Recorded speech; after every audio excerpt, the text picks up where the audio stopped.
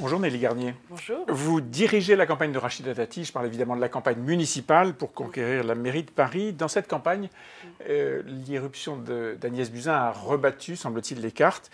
Comme Rachida Dati, elle semble privilégier une campagne de la vie quotidienne des Parisiens. Mauvaise nouvelle?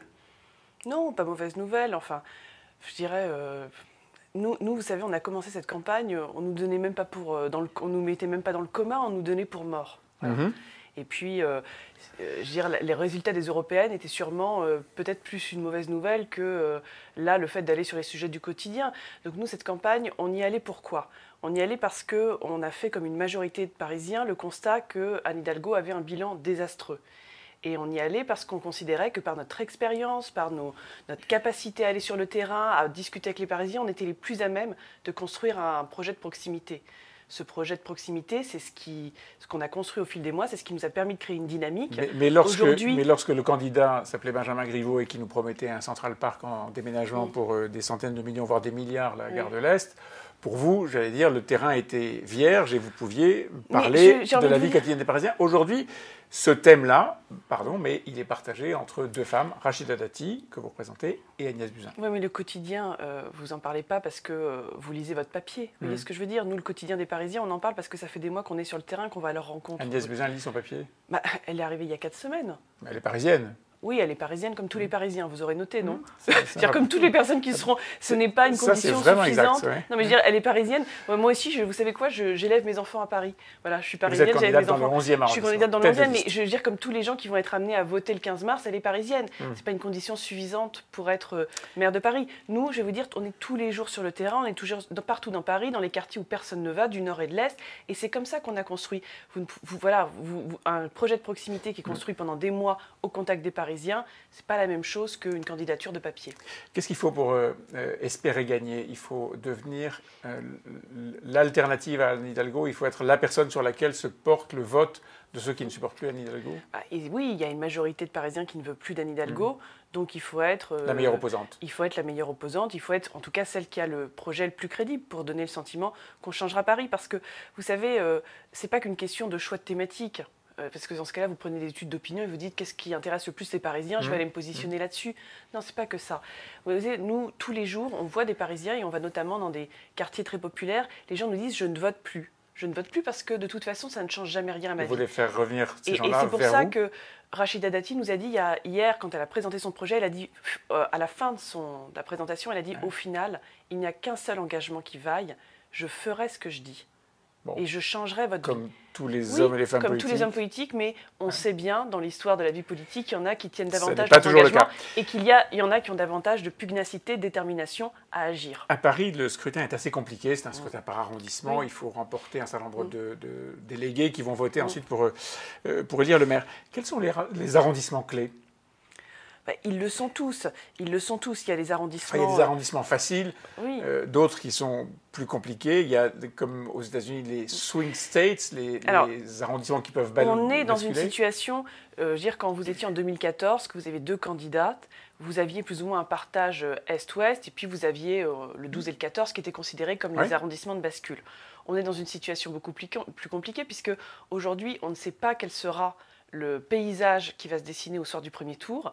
Et souvent on dit Rachida Dati ne peut pas gagner seule, mais Anne Hidalgo non plus ne peut pas gagner seule. Et puis Anne Hidalgo, malgré tout, n'est pas allée avec les Verts dès le premier tour. Donc nous n'avons aujourd'hui aucune idée de ce que donnera la photographie au soir du premier tour. Il y aura des alliances, on va y venir dans un instant, mais par exemple, Rachida Dati a fait campagne dans les arrondissements du Nord, 18, 19, 20, qui sont des arrondissements très difficiles pour la droite.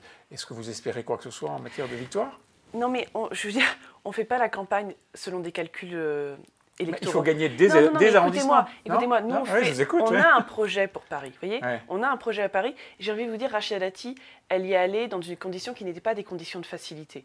Elle aurait pu repartir aux élections européennes et avoir une vie beaucoup plus confortable. Non, mais je tiens à le dire.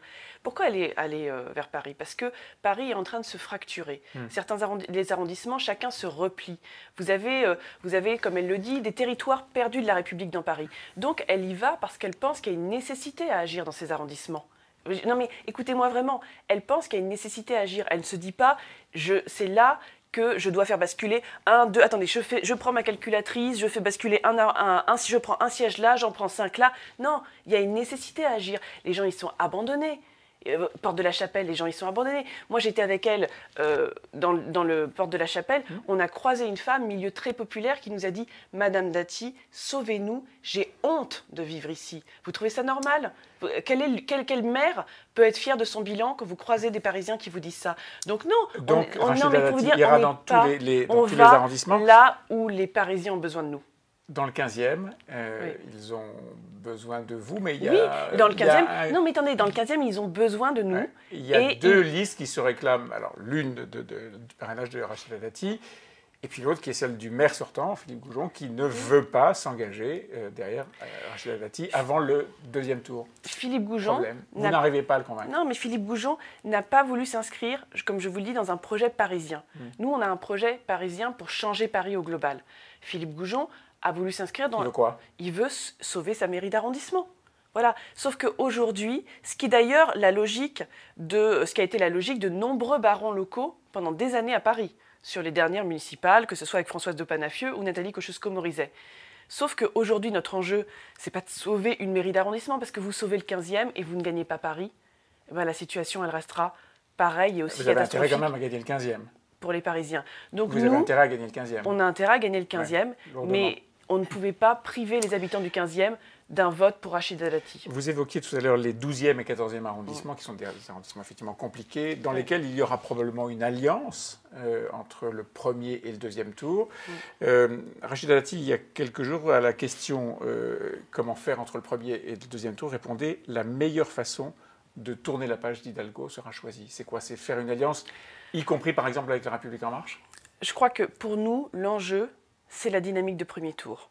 C'est-à-dire, c'est de aller le plus haut possible. De convaincre une majorité de Parisiens qu'il y a une alternative. Je ne sais pas si vous vous souvenez, quand il y a eu les premiers sondages qui sont sortis, mais même il y a un an, il y a plus d'un an, il y a beaucoup de Parisiens qui ont dit « Ah bon, Anne Hidalgo est en tête, c'est même pas la peine de se battre. » Donc il faut réussir à convaincre les Parisiens qu'il y ait une alternative est possible. Le plus haut possible. Donc il faut être la meilleure opposante, c'est votre conflit, votre bataille électorale avec Agnès Buzyn.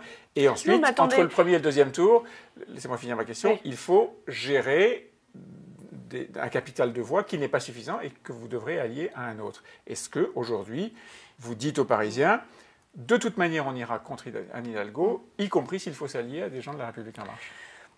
Franchement, nous, on est très dubitatifs sur les alliances. On nous a pressé de faire des alliances. Quand on est entré en campagne, on nous a dit regardez, Anne Hidalgo est très haute, il faut s'allier tout de suite. Mais vous l'avez dit vous-même, vous ne gagnerez pas sans alliance. On ne gagnera pas seul, ni Hidalgo, ni Buzyn, personne. Personne ne gagnera sans alliance, donc mais en même temps, on ne gagnera pas sans le vote. Non, je veux dire, on ne sait pas qu'on ne gagnera pas sans alliance. On ne gagnera pas sans le vote d'électeurs qui aujourd'hui se portent sur d'autres candidats que Rachida Dati. Ça ne veut pas dire que c'est des alliances. Ça veut dire qu'on aura besoin du vote des électeurs d'Agnès Buzyn, du vote des électeurs qui se sont portés sur d'autres candidats au premier tour. Mais comment on ira les convaincre, comment on ira chercher ce vote, je ne peux pas vous le dire aujourd'hui. Imaginons un arrondissement, 12e, 14e, un autre, peut-être certains auxquels on ne pense pas aujourd'hui, dans lesquels vous arrivez juste derrière la République En Marche. Est-ce que vous amenez vos voix à celui qui est le mieux placé pour, dans cet arrondissement, battre les listes d'Anne Hidalgo? Mais je ne peux pas vous le dire aujourd'hui. C'est compliqué, hein? Non, et je ne peux pas... c'est compliqué parce que vous voulez arriver le plus haut possible au premier tour et vous savez que de toute manière, vous l'avez dit vous-même, vous devrez faire des alliances au deuxième tour. Oui, mais et croyez-moi sur les alliances. Je veux dire, Pierre-Yves Bournazel, voilà. Vous avez une alliance et vous avez l'électorat qui part sur d'autres candidats. Gaspard Genzer, qu'est-ce qu'il apporte à part lui-même dans cette alliance? Je ne sais pas. Mais alors lui, c'est autre chose. Ce sont deux personnes qui ont rejoint Agnès Buzyn. Mais Gaspard Genzer, c'est même pas la question de son électorat puisqu'il était à 0%. C'est même ses têtes de liste qui ne suivent pas. Donc, vous voyez, aujourd'hui... Donc on n'est pas propriétaire de ses voix. On n'est pas propriétaire de ses voix. Nous, on préfère les convaincre. Moi, je vais vous dire, peut-être qu'au soir du premier tour, ce seront les électeurs eux-mêmes qui se diront... Rachida Dati a fait une excellente campagne, Rachida Dati nous a convaincus par son projet et on va nous-mêmes aller faire un vote anti-Hidalgo d'entre-deux tours. Mais aujourd'hui, c'est trop tôt de se prononcer. En tout cas, la campagne sera très centrée contre Anne Hidalgo et c'est ainsi que Rachida Dati espère arriver le plus haut possible à l'issue de ce premier tour. Merci Nelly Gardien. Merci. Merci.